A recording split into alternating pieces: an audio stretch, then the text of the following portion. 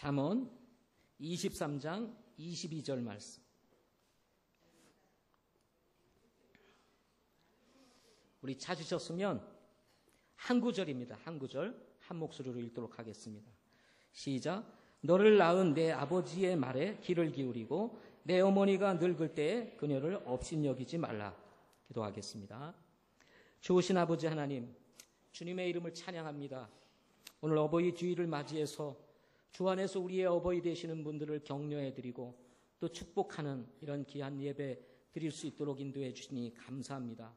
주님의 말씀처럼 우리가 부모를 공경하는 성도들 되게 하여 주시옵시고 또 주 안에서 우리의 어버이들을 잘 섬기는 우리 모두가 될 수 있도록 도와주시옵소서. 아버지 하나님, 또 하나님의 말씀을 전합니다. 주께서 성령을 통해서 우리 각인의 심령 가운데 역사하시고 부모에 대한 우리의 마음을 새롭게 하는 귀한 시간이 될 수 있도록 주님 도와주시옵소서. 예수님의 이름으로 기도하옵나이다. 아멘.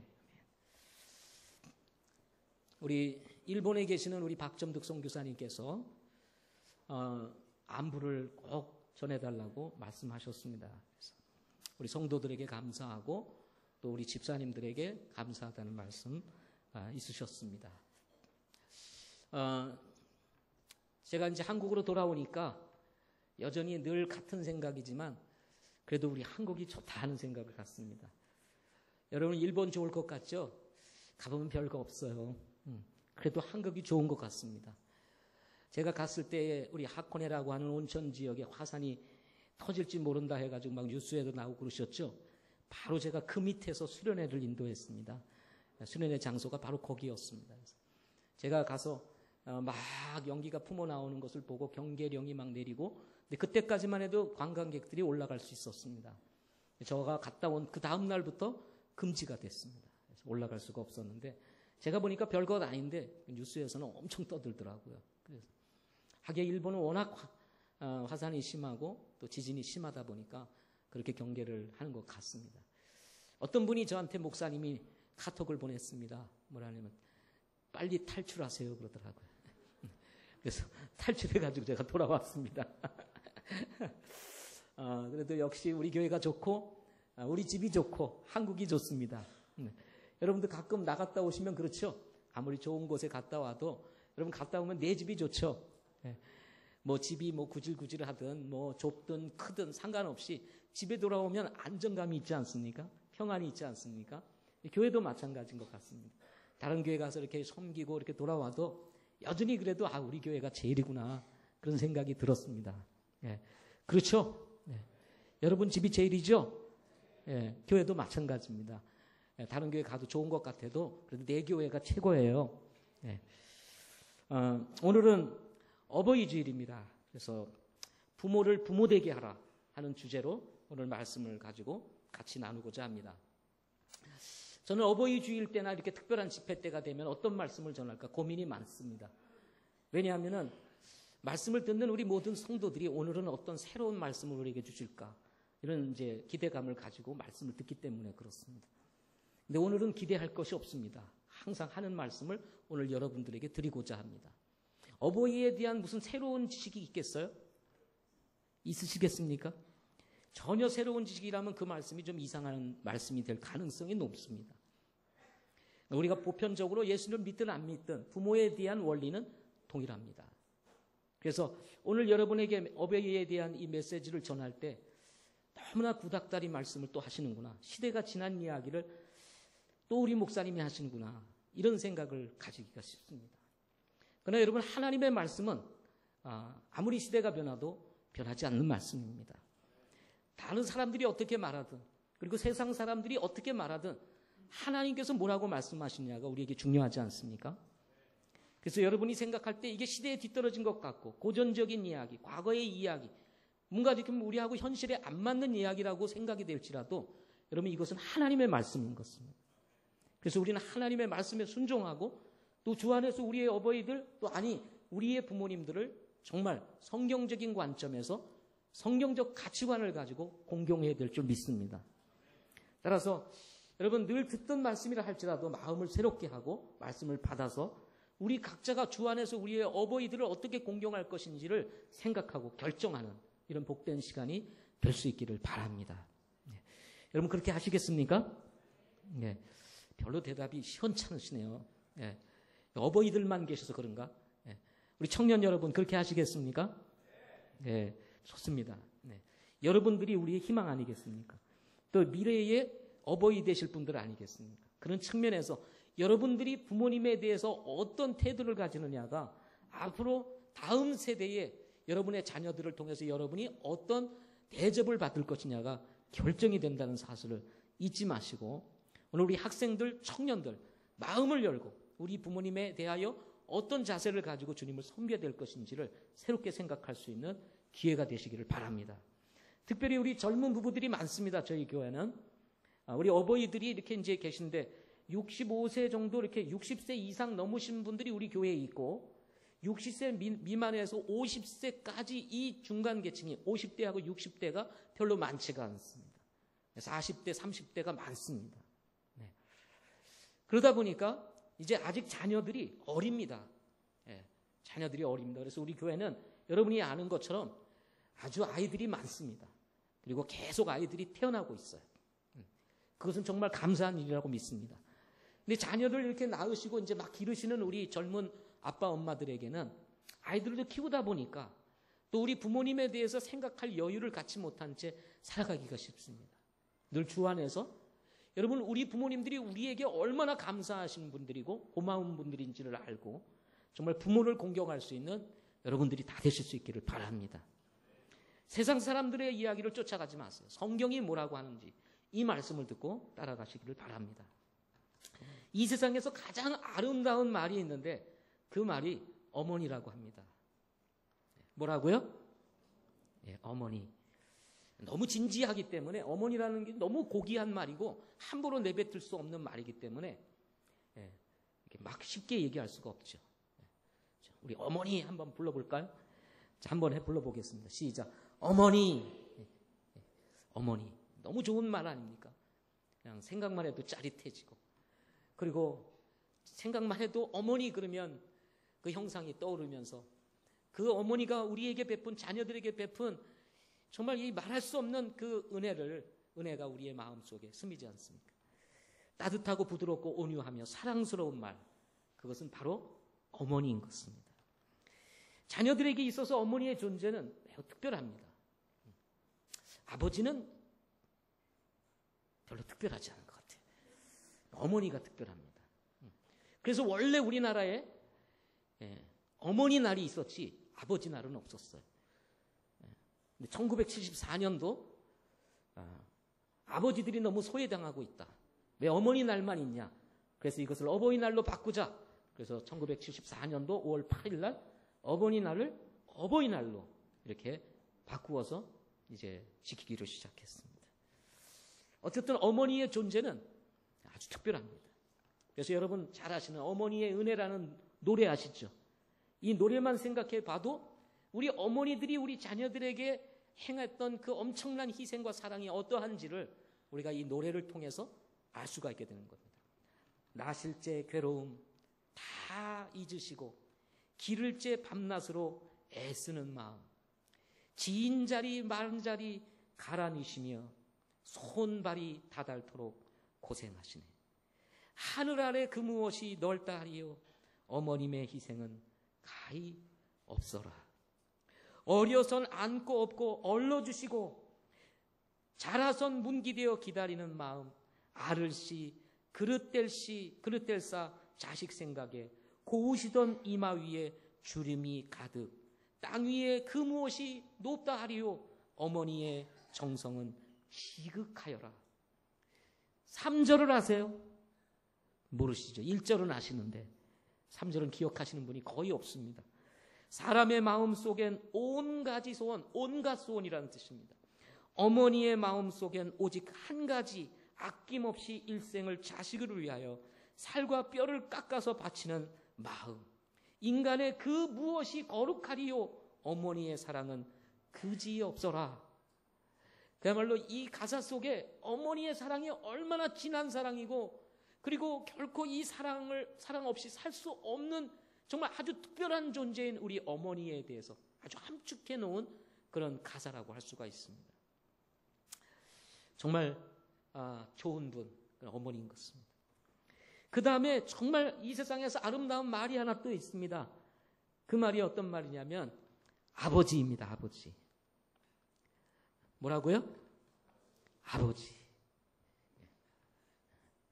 원래 어머니 하고 부르는 거하고 아버지 하고 부르는 거하고 다르다는 거 아세요? 아버지 하고 한번 불러보겠습니다. 시작. 아버지. 어머니는 어머니 하고 내려가요. 근데 아버지 하고 올라갑니다. 예. 아버지는 보통. 예. 왜냐하면 뭔가 아버지 하기는 뭔가 부족한 게 있어. 우리 아버지. 그러니까 아버지 부르는 게. 아버지 하면 따뜻하고 부드럽고 온유하고 사랑스럽다는 생각이 들지 않습니다. 든다는 말을 하실 줄 알았죠. 예. 아버지 부드럽고 따뜻하고 뭐 이런 생각이 안 들어요. 아버지 하면 뭐예요? 엄하고 강직하고 그리고 뭐예요? 위엄이 있으신 분.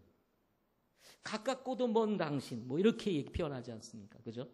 예. 가까이 갈 수 없는 분. 예. 그렇지만 또 가까이 해야만 하는 분. 누구예요? 아버지. 그러나 아버지는 어머니와 다른 존재감이 있습니다. 존재감. 어떤 존재감입니까? 마치 버팀목과 같은 존재감. 따뜻하고 부드럽지는 않지만 아버지가 가지는 그 존재감은 어머님만큼이나 크다라고 할 수가 있습니다. 가정의 안정감, 그리고 가정이 지니는 파워, 그리고 가정이 가지고 있는 위풍, 그것은 어디로부터 올까요? 아버지의 존재로부터 오는 것입니다. 아버지가 없는 가정? 뭔가 이렇게 부족하잖아요. 그죠? 근데 아버지가 딱 버티고 서 있습니다. 그러면 그 가정은 안정감이 있고 힘이 있고 그리고 위풍이 있게 되는 것입니다. 이것이 아버지가 우리에게 주는 뭐예요? 마음인 것입니다. 따라서 잠언 23장 10절 말씀에 보면 이런 말씀이 있습니다. 오래된 지게표를 옮기지 말고 아버지 없는 자들의 밭에 들어가지 마라. 아버지가 없어요. 그 밭에 들어가지 말라는 거예요. 아버지가 가서 일해서 소출을 내고 먹고 살아야 되는데 아버지가 없어요. 그러니 누군가가 가서 어머니가 가서 일을 하든 누가 가서 일을 해야 됩니다. 그렇게 힘들게 일하는 밭에 가서 절대 딴짓하지 마라. 이렇게 말씀하고 있는 것입니다. 이렇게 아버지와 어머니는 자녀된 우리에게 있어서 가장 소중한 분이라고 할 수가 있습니다. 저는 어버이 주일을 맞이해서 성도들이 아버지 말에 귀를 기울이고 나이가 드신 어머니를 업신여기지 말아야 한다는 오늘 이 잠언 23장 22절 말씀을 통해서 진정한 공경이 뭐냐? 진정한 부모 공경이 뭐냐? 그것은 바로 23장에 있는 22절에 있는 이 말씀이라고 생각을 하면서 부모 공경에 대해서 말씀을 드리고자 합니다. 첫째는 부모를 공경해야 되는 이유가 뭐냐? 삶의 기준이기 때문이다 하는 것입니다. 출애굽기 20장 12절에서 십계명을 주시면서 하나님께서 모세에게 십계명을 주시면서 다섯 번째 계명으로 내 아버지와 어머니를 뭐 하라고 그랬습니까? 공경하라 이렇게 말씀하셨습니다. 여기서 공경이라고 하는 이 단어는 영어로 언어라고 하는 단어인데요. 명예라는 말과 함께 어떤 의미가 있느냐 하면은 끝수가 가장 높은 것이라고 하는 뜻도 가지고 있습니다. 끝수가 뭐예요? 가장 높은 것.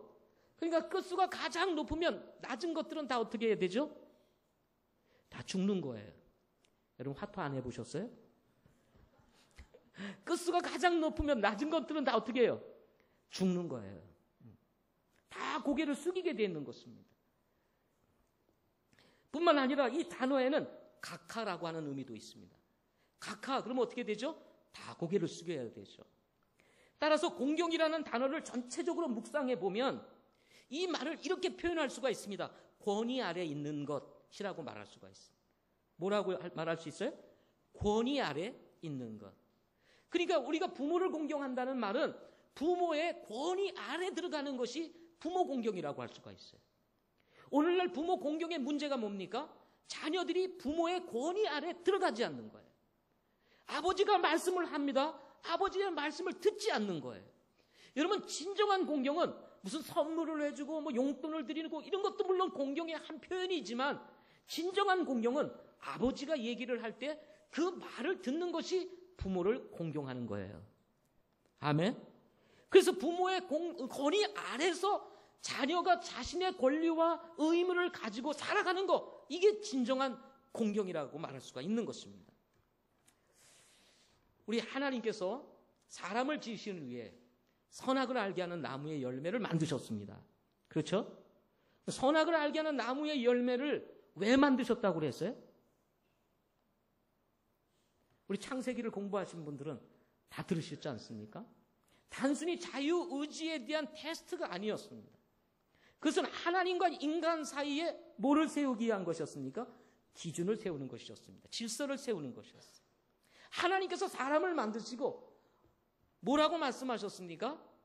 이 모든 것은, 이 동산에 있는 모든 것은 내 마음대로 먹되 동산 중앙에 있는 이 선악을 알게 하는 나무의 열매는 먹지 마라 말씀하셨습니다.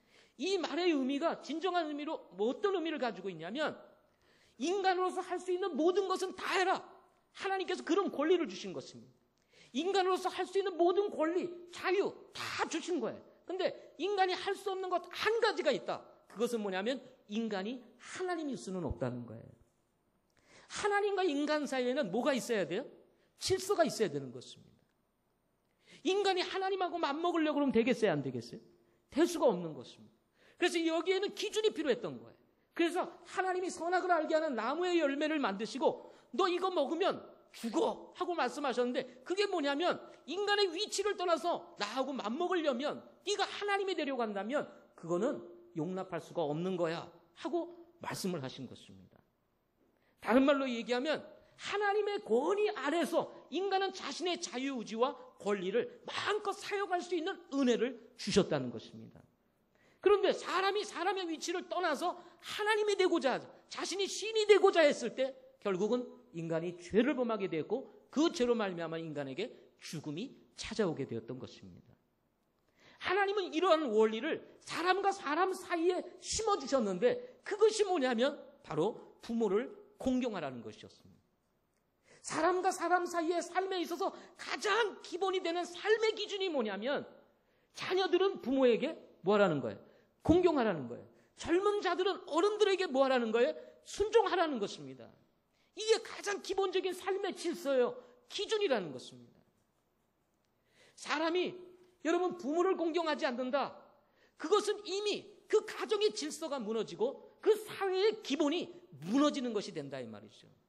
그러나 부모의 권위 아래서 자녀들이 자신의 일들을 해나가고 자신이 가지고 있는 자녀의 권리를 누리게 된다면 가정도 안정이 되고 사회도 기본이 세워지게 된다는 것입니다.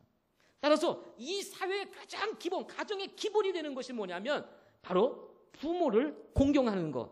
다른 말로 부모의 권위 아래 들어가는 것이라고 말할 수가 있는 것입니다. 여러분 성경을 읽어보게 되면 성경을 읽게 되면 크게 두 가지 메시지로 나뉘어지게 됩니다. 하나는 뭐냐면 하라 하는 것입니다. 또 하나는 무엇입니까? 하지 말아라 하는 것입니다. 성경을 읽어보면 하라는 것과 하지 말라는 것 두 가지로 크게 나누어져요. 이 말이 뭐예요? 예수 믿는 사람들이 이 땅을 살아가면서 해야 될 것이 있고 하지 말아야 될 것이 있다는 것입니다. 그래서 할 것은 하고 하지 말 것은 하지 말라는 것입니다. 성경이 우리에게 뭐가 되어지고 있어요? 기준이 되어지고 있는 것입니다. 따라서 예수 믿고 구원받은 사람들에게 있어서 성경은 우리의 삶의 기준이요 표준이 되는 것입니다. 이 성경의 말씀을 뛰어넘어서 자기가 원하는 대로 행동을 하기 시작하게 되면 그것이 결국은 뭐냐? 죄가 되는 것입니다. 이해가 되세요? 하나님의 말씀에 순종하지 아니하고 그 말씀을 벗어나서 자기의 길을 가는 거예요. 이것이 곧 죄가 되는 것이다 이 말이죠. 부모를 공경하라고 하시는 하나님의 말씀을 넘어서는 순간 가정뿐만 아니라 이 사회도 무너지게 되는 것입니다. 왜? 죄가 들어오기 때문에 그렇습니다. 죄는 항상 질서를 무너뜨립니다. 이 사회를 무너뜨리고 가정을 무너뜨리고 개인적인 삶을 무너뜨리게 된다는 거예요. 여러분이 이 땅에서 행복하게 살 수 있음에도 불구하고 행복을 잃어버린 채 살아가는 이유가 뭘까요? 그것은 이런 권위를 존중하지 아니하고 자기가 원하는 대로 살기 시작하게 되면 결코 우리는 행복을 추구할 수가 없게 된다는 것입니다. 최근 교육부에서 부모가 자녀를 체별하지 못하도록 하는 법을 제정하였다고 합니다. 자녀들에게 폭력을 행하는 나쁜 부모가 있다고 해가지고 체벌을 폭력으로 규정하고 체벌을 금지시키는 것은 이것은 굉장히 이 사회를 굉장히 어렵게 만드는 그런 결정이라고 할 수가 있습니다. 위험한 결정이라고 생각합니다. 마치 구더기가 무서워서 뭐를 못 담그는 거예요? 장을 못 담는 겁니다. 구더기가 무서우니 여러분 장 담그지 마세요 하고 말하는 것과 똑같은 것입니다. 체벌은 폭력이 아닙니다. 체벌은 또 하나의 사랑의 표현인 거예요. 나쁜 사람들이, 나쁜 부모들이 정말 자녀들을 폭력을 행사함으로 인해서 심각한 어려움을 가져다주고 정신적 고통을 가져다주는 이런 부모들이 없는 것은 아니지만 그런 소수의 사람들에 의해서 모든 건전한 부모들이 자녀들을 바르게 키우기 위해서 하는 체벌을 금지시키는 것은 이것은 오히려 이 사회의 질서를 무너뜨리게 되는 아주 위험한 사고라는 것입니다. 저희 우리 아카데미나 우리 크리스찬 스쿨에서는 체벌을 합니다. 그래서 부모들에게 얘기를 해요. 우리 아카데미 아이들에게 보낼 때 아이들에게 체벌하는 것이 싫으면 학원으로 보내세요 하고 얘기를 합니다. 체벌을 하지 아니하면 아이들이 기고만장합니다. 말 듣지 않습니다. 절대 말을 듣지 않습니다. 뭐 선생님이 말을 하든 뭐 하든 상관없습니다.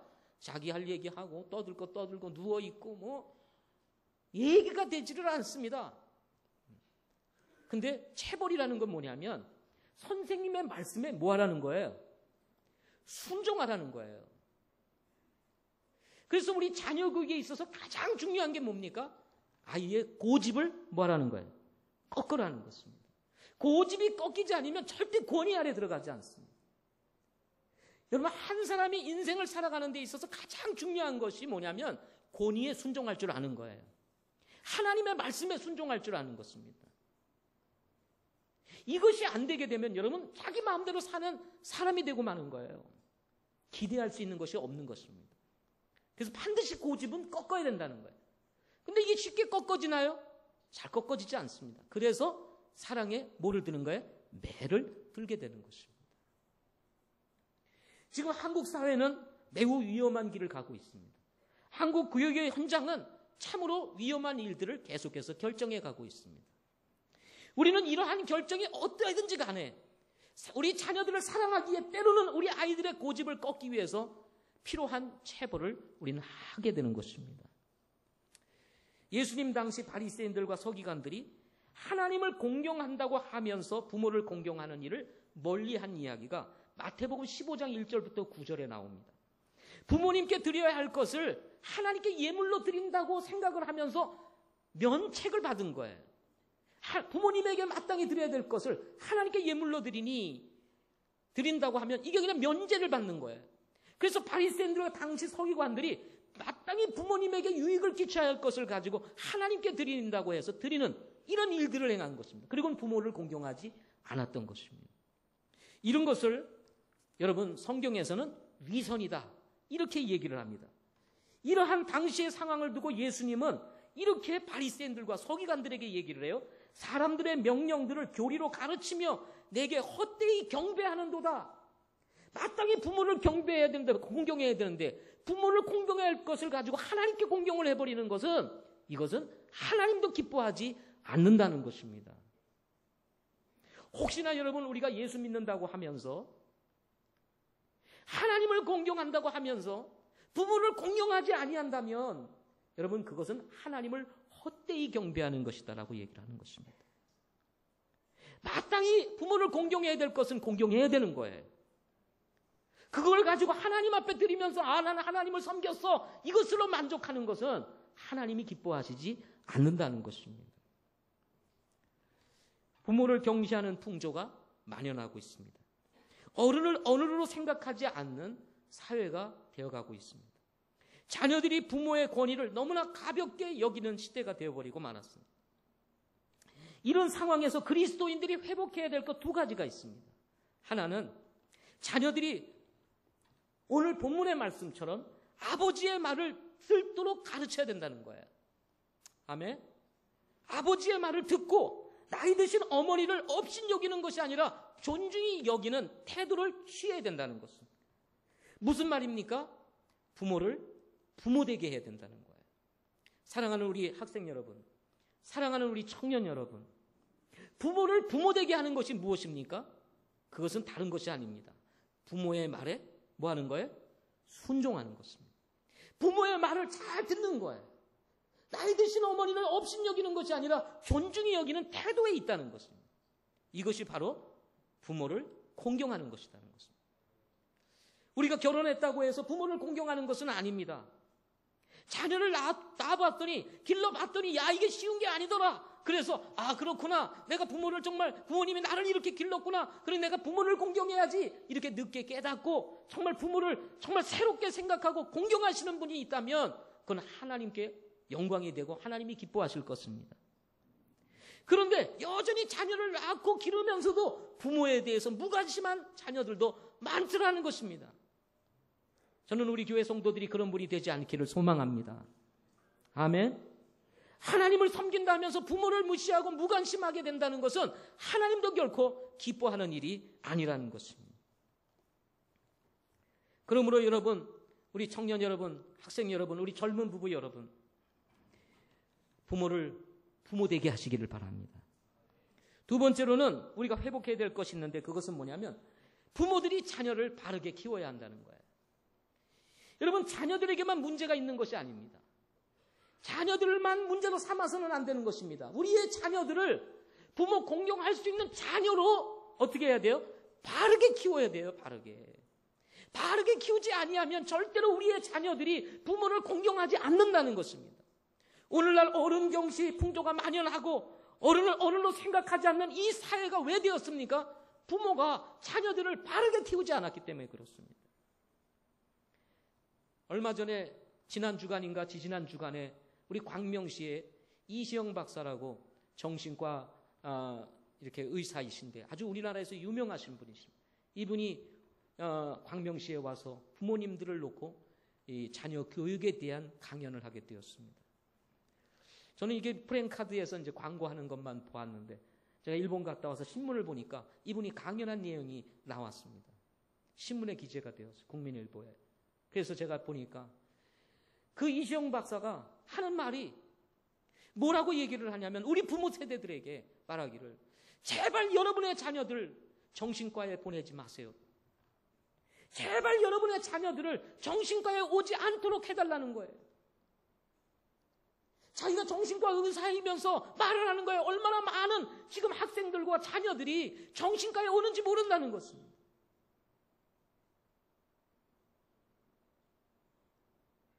이게 남의 문제가 아닙니다. 그러면서 말하기를 선행학습하지 말라는 거예요. 선행학습을 했을 때 그 선행학습을 따라갈 수 있는 아이는 3만 명 중에 1명이라는 거예요. 3만 명 중에 1명. 천재라는 거예요. 천재. 나머지 아이들은 다 보통이라는 거예요. 평범한 아이들이라는 거예요. 그런데 그런 아이들을 선행학습을 시키고 공부에 몰아넣고 그냥 아이들을 온통 마음껏 잘하고 놀면서 자라야 될 아이들을 공부를 집어서 선행학습이다 뭐다 해가지고 완전 스트레스를 받고 살다 보니 이 아이들이 커가지고 정신적으로 문제가 일어나고 정신과를 찾게 되는 이런 문제들이 일어나게 되더라 이 말입니다. 과거에 우리 자녀들은 그냥 밖에 나가면 개울가에 산에 가서 물가에 가서 마음껏 놀았습니다. 지네들끼리 놀면서 싸우고 그러다가 나름대로 정리하고 굴복해야 될 거 굴복하고 힘센 아이에게는 순종하고 막 이러면서 다 살아가는 훈련이 됐다 이 말이에요. 그래서 사회를 배웠다는 것입니다. 그런데 요즘은 그런 게 없다는 겁니다. 그런 게. 다 이 학원이다 저 학원이다 학교다 왔다 갔다 하면서 아이들이 완전히 공부에 치달리고 스트레스를 풀 때는 인터넷에 들어가서 거기서 그냥 게임을 하고 그러니까 아이들이 이 사회에 대한 질서도 알지 못하고 인간관계도 형성이 안 되다 보니까 스트레스는 쌓이고 이걸 폭발을 하지 못하니까 나중에 문제가 된다 이 말이죠. 그래서 당부하기를 자녀 교육을 두고 제발 서두르지 마세요. 서두르지 마세요. 우리 이시영 박사가 얘기를 합니다. 여러분, 부모 공경에 대한 자녀의 문제는 바로 부모의 책임이라는 사실을 인식하고 우리의 자녀들을 바르게 키울 필요가 있다는 사실을 잊지 마시기를 바랍니다. 성경의 원리로 돌아가세요. 그리고 정말 권위에 순복할 수 있는 아이로 키우실 수 있기를 바랍니다. 두 번째로는 왜 우리가 부모를 공경해야 되느냐? 누구나 부모가 될 것이기 때문에 그렇습니다. 어떻게 해요? 누구나 부모가 된다 이 말이죠. 시대가 바뀌고 환경 또한 많이 변한 것이 사실입니다.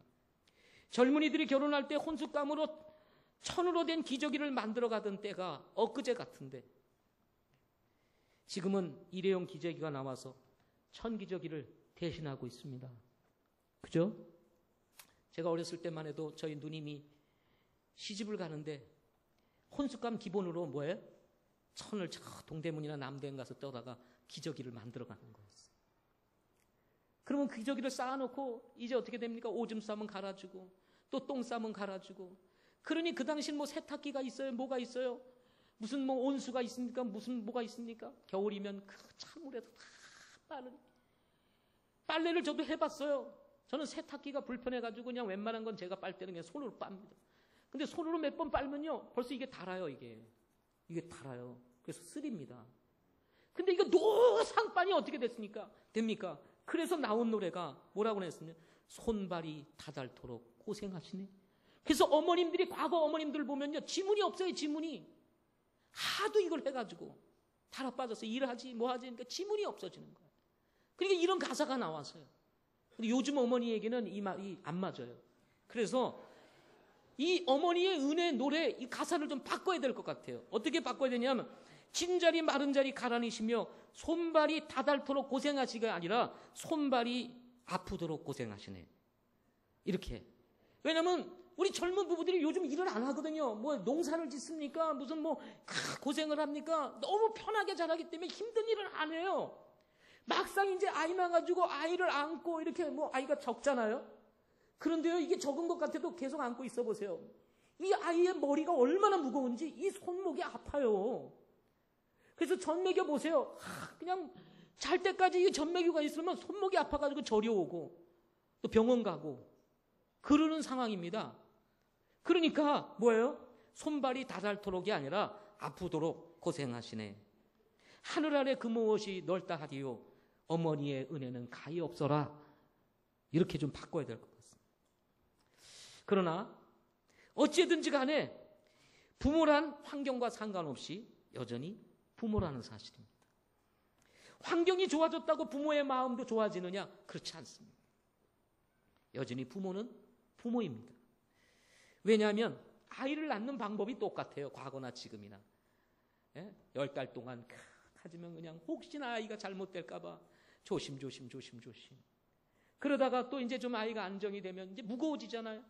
무거운 이 아이를 그냥 들고 막 이렇게 다니는 게 들고는 아니고 이제 속에 집어넣고 이게 막 얼마나 힘들어요. 배가 점점 불러옵니다. 여러분 생각해 보세요. 이 멀쩡한 배가 이렇게 불러오니 이게 나중에 늘어나는 거 아닙니까? 늘어나는 거. 그리고는 또 그냥 날 때는 어떻게 납니까? 그냥 쑥 하고 나면 좋겠는데 진통을 거쳐가지고 막 그냥 그 고통이 이루 말할 수 없잖아요. 그리고 아이를 낳으면 어떻게 됩니까? 그 아이를 낳은 수고와 그 고통이 컸기 때문에 그만큼 아이에 대한 사랑이 깊어지게 되는 것입니다. 그래서 부모의 마음은 시대가 변해도 바뀌지 않는 것입니다. 그런데 자녀를 낳아보셨지만 여러분도 이제 자녀를 낳아서 길러보시겠지만 낳는 것도 키우는 것도 쉬운 게 아니라는 것입니다. 그렇죠? 쉽지 않습니다. 환경이 좋아졌다고 여전히 쉽냐? 그렇지 않습니다. 여전히 어렵습니다. 자녀 교육? 과거에는 뭐 7명씩 8명씩 막 낳습니다. 그죠? 그래서 첫째, 둘째 막 이렇게 나갔어요. 첫째야, 둘째야, 셋째야 막 이렇게 불렀습니다. 이름을 다 기억하지 못해서. 저도 3명이지만은 아이가 셋이지만 갑자기 성경이 불렀다, 성은이 불렀다, 뭐 성민이 불렀다 막 합니다. 이게 헷갈려요. 7, 8씩, 어떤 분은 9씩 낳답니다. 9씩 이걸 이렇게 다 기억하려다 보면 이게 잘 안 되니까 그냥 첫째, 둘째, 뭐 7째야 막 이렇게 부르지 않습니까? 근데 그렇게 키웠으니까 얼마나 힘들었겠어요. 그러니 적게 낳자. 그래서 하나 낳고 둘 낳고 지금 키웁니다. 근데 하나 낳았다고 쉬운가요? 쉽지 않습니다. 하나 낳았다고 쉬운 게 아니에요. 하나 속에 9이 다 들어가 있어요. 하나 속에 7이 들어가 있어요. 예? 그러다 보니까 하나에 집중하게 되는 겁니다. 둘 나면 하나에 집중하는 게 둘로 나뉘어지고, 셋 나면 셋으로 나눠지고, 넷 나면 넷으로 나눠지던 게 하나 났으니까 하나에 집중하는 거예요. 그러니까 하나 속에 9이 다 들어가 있다니까요. 그리고는 이제 아이를 가르치는 겁니다. 오직 다 매달려서 가르치는 거예요. 근데 그렇게 집중한다고 아이가 잘 커주면 얼마나 좋겠어요. 그렇지가 않습니다. 따라서 부모가 되기 위해서는 반드시 자녀로서 자라는 과정을 통해서 부모가 된다는 것입니다. 따라서 자녀로서 부모에게 어떻게 행하느냐가 바로 미래의 여러분에게 있어서 여러분의 자녀가 여러분에게 어떻게 대하느냐를 결정한다는 것입니다. 따라서 이런 어려운 과정을 통해서 여러분들이 낳고 자라고 있다는 사실을 기억하고 현재 나의 부모에 대해서 나는 어떤 태도를 지녀야 될 것인가를 생각해야 된다는 것입니다. 성경에 심는 대로 거둔다는 말이 있습니다. 동일합니다. 부모를 공경하는 것은 사람됨의 기초예요. 그렇죠? 사람됨의 기초예요. 그러니까 여러분 사람됨의 기초를 가지고 부모를 잘 공경하면 나중에 여러분의 자녀들이 또 여러분을 공경하게 된다 이 말이죠. 이 시대를 바라보면서 안타까운 것이 있습니다. 그것이 뭐냐면 가난이 대물림되는 거예요. 저는 이 교회 바깥에 있는 사람들을 보면은 가끔 그런 생각이 들 때가 있어요. 그게 뭐냐면 저 사람은 부자로 살 수밖에 없겠구나. 생각하는 거나 행동하는 거나 일하는 거나 부자로 살 수밖에 없게 행동을 해요. 그러면 부자로 살 수밖에 없겠구나. 근데 어떤 사람은 행동하는 거나 살아가는 방식이나 이런 걸 보면 가난하게 살 수밖에 없게끔 살아가요. 그러면 그 밑에서 자라나는 아이들은 또 그 사고방식을 그대로 가지고 또 살아간다 이 말이에요. 가난이 대물림 된다는 생각을 가질 때 안타까울 때가 있어요. 또 상처도 대물림 됩니다. 그 어려운 상황 속에서 막 그냥 살아가니까 또 아이가 또 상처를 또 받아요. 상처를 받으니까 또 이 아이가 건전하게 못 살아갑니다. 건강하게 못 살아가요. 그러니까 그것이 계속 이어진다고 생각할 때 마음이 아픈 거예요. 지금 한국 사회가 그렇지 않습니까? 지금 아이들이 상처가 너무 많아요. 가정이 지금 상처들이 너무 많습니다. 그런 상처를 안고 지금 자녀들이 살아가니 이 상처들이 그대로 또 그 자녀들에게 이어질 거 아닙니까? 근데 이 사회를 보게 되면 참 암울한 거예요. 어려워지게 되는 거예요. 저는 그래서 그리스도 안에서 이런 고리를 끊어야 된다고 저는 믿습니다. 제가 예수님 앞에서 예수 믿고 감사한 것은 뭐냐면 예수 믿고 구원을 받고 그리스도 안에 들어오면서 내 안에 있는 상처들이 치유되고 믿음의 가정을 세울 수 있게 되었다는 사실이에요.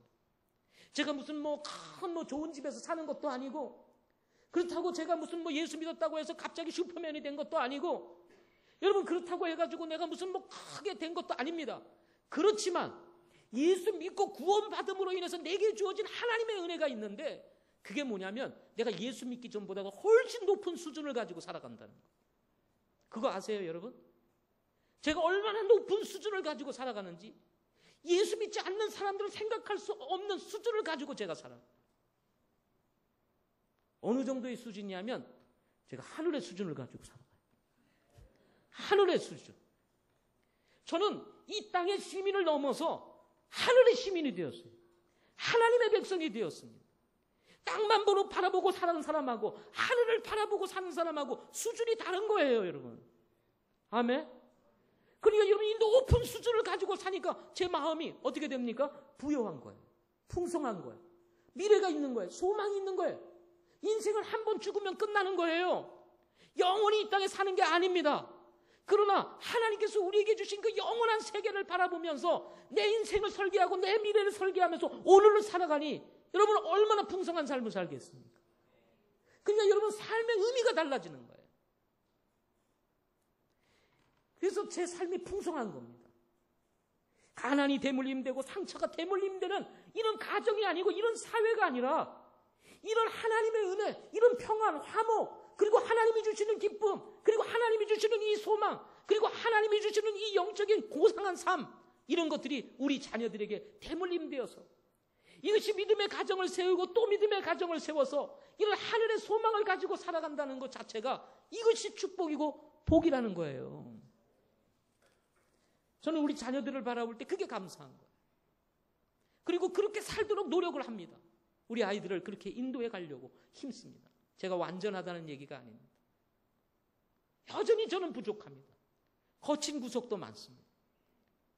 이것은 제가 사는 동안 바뀌지 않을 거예요. 아무리 내가 노력을 해도 이 거친 구석이 다 바뀌지는 않아요. 그런데 그 거치는 부분, 아직 예수 믿고 아직 변화되지 않은 그 부분도 결국은 우리 자녀들에게 필요하기 때문에 하나님이 아직도 그런 것들을 남겨주셨다고 저는 믿습니다. 그래서 우리 자녀들이 내 거친 부분을 통해서 또 단련이 되는 거예요. 단련이. 예? 아버지에겐 저런 거친 부분이 있구나. 그래서 내가 저걸 잘 뛰어넘어서 잘 순종하며 살아야지. 그러면서 인격이 빚어지는 거예요. 철이 철을 날카롭게 하듯이.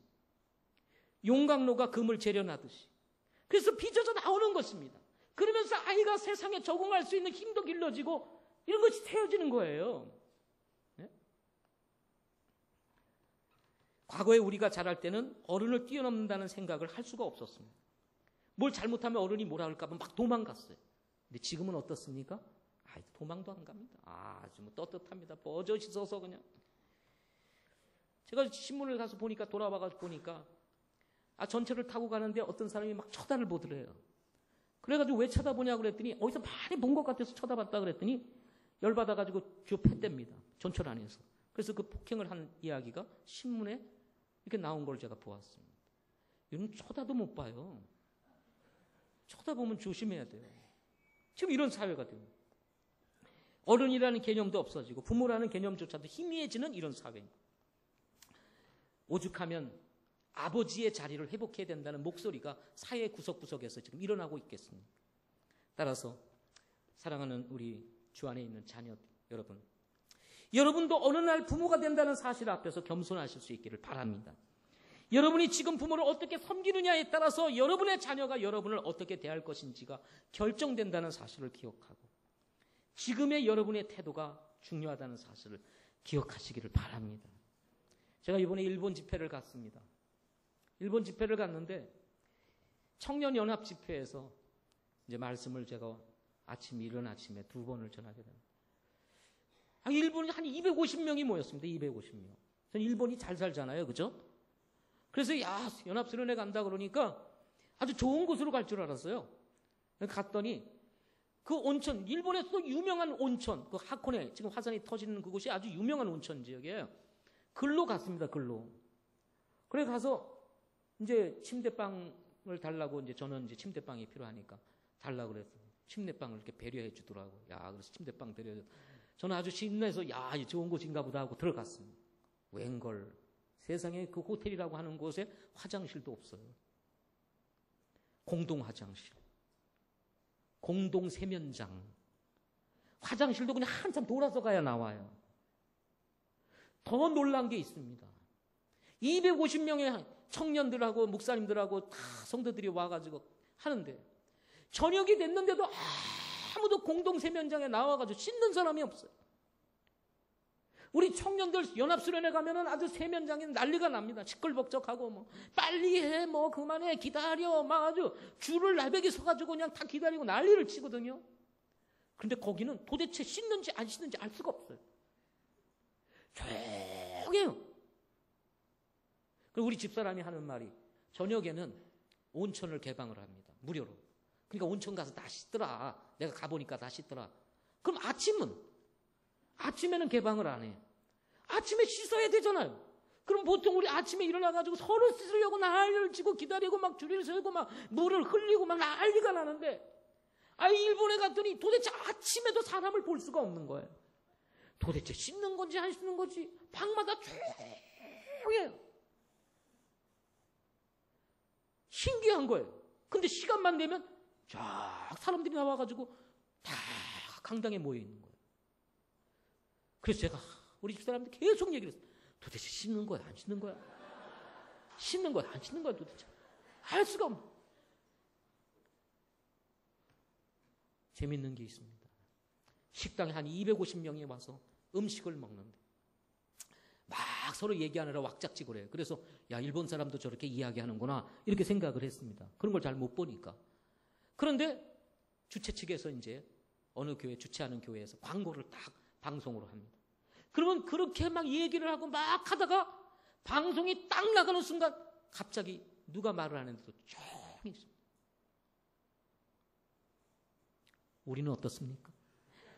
나오든 말든 뭐 얘기하라, 나는 내가 얘기한다, 막 시끄럽게 얘기를 하고 조용히 해 막 해도, 그래도 그걸 막 해가지고 혼을 내고 조용하라고 막 얘기를 해야 그때서 이렇게 하는데, 거기 그런 게 없어요. 딱 나오자마자 누가 말을 안 해도 조용.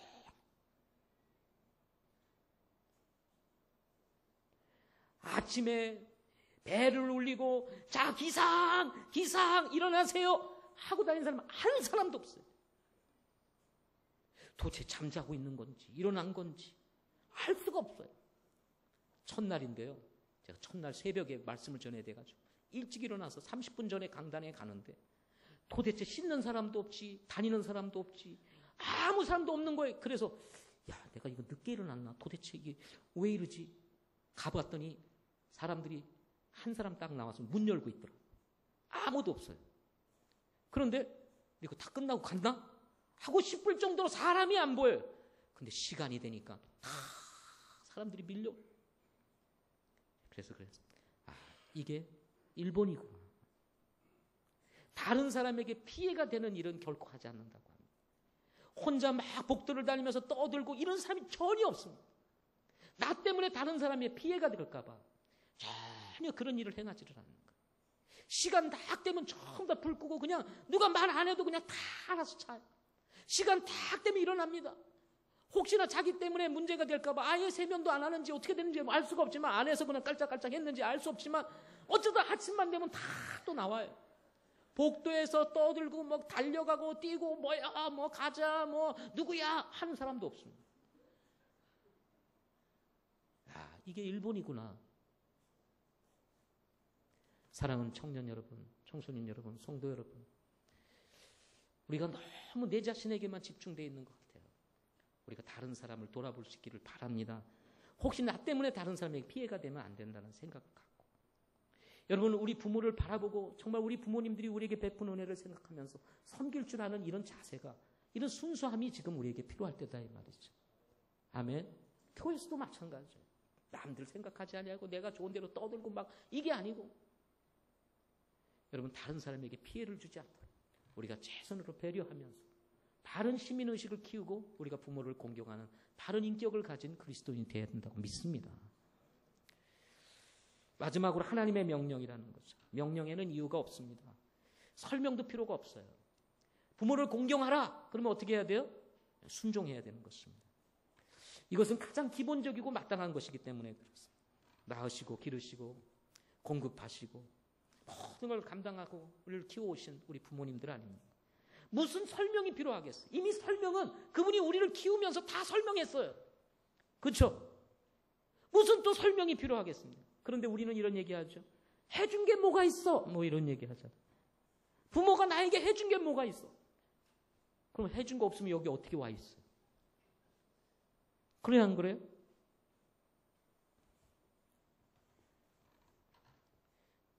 이런 사람은 집 밖으로 내쫓아봐야 돼.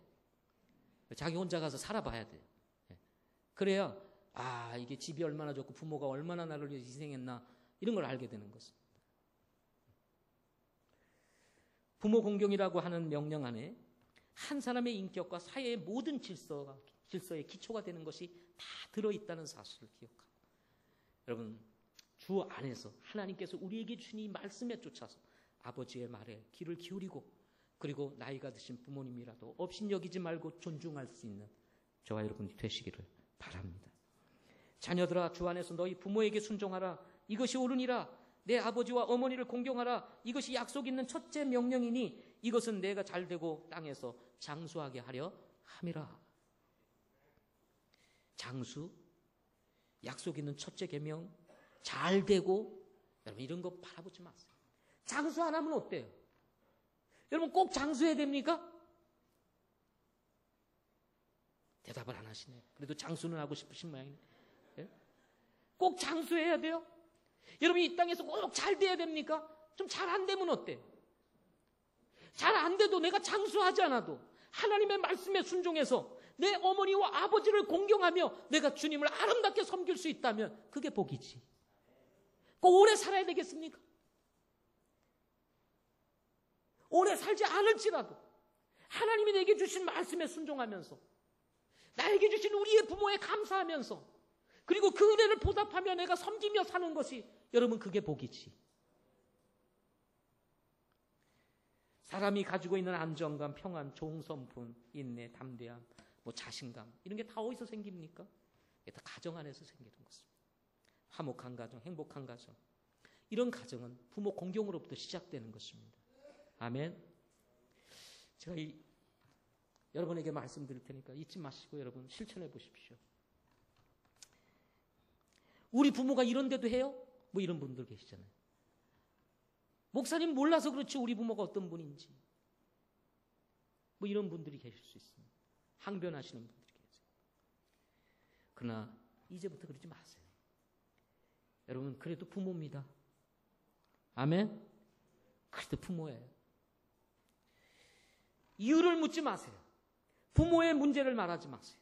부모의 인품에 대해서 말하지. 우리 부모님이 이런 인품이라는 거 아세요? 묻지 마세요. 부모의 언어에 대해서 말하면 부모님은 우리 부모님은요 말끝마다 욕이에요. 근데 그 욕 속에 사랑이 담겨 있는 거 아세요? 그 욕 속에 애정이 담겨 있는 거 아세요? 그게 사랑하기 때문에 그러는 거예요. 그게